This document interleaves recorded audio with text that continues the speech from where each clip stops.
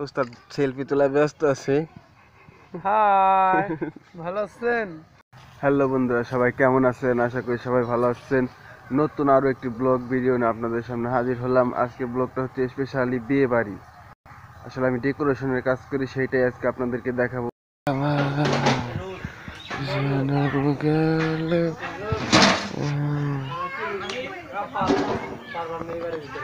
কে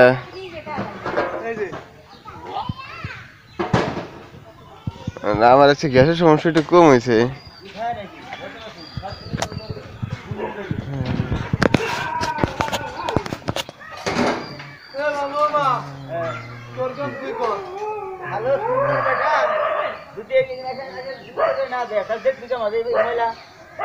ওগুলি দেখাইছি আমি, তুই কর।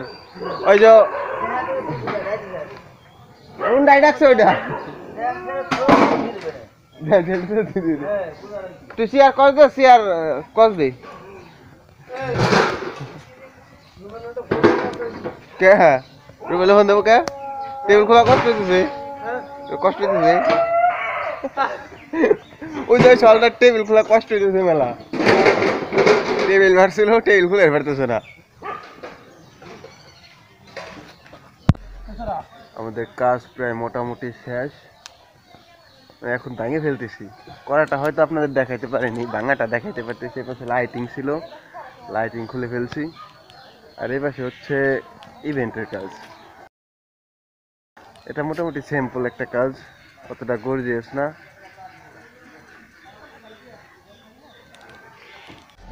আমাদের খোলা অলমোস্ট শেষ হয়ে গেছে। এখন শুধু গাড়ি আসলে আমরা চলে যাব। এই যে উস্তাদ সেলফি তোলা ব্যস্ত আছে। হাই, ভালো আছেন?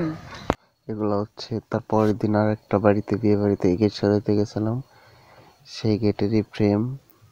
এটা হচ্ছে নতুন কাপড় কিনা হচ্ছে, এটা হচ্ছে ফ্রেম। সো এই হচ্ছে গেট কমপ্লিট হয়ে গেছে।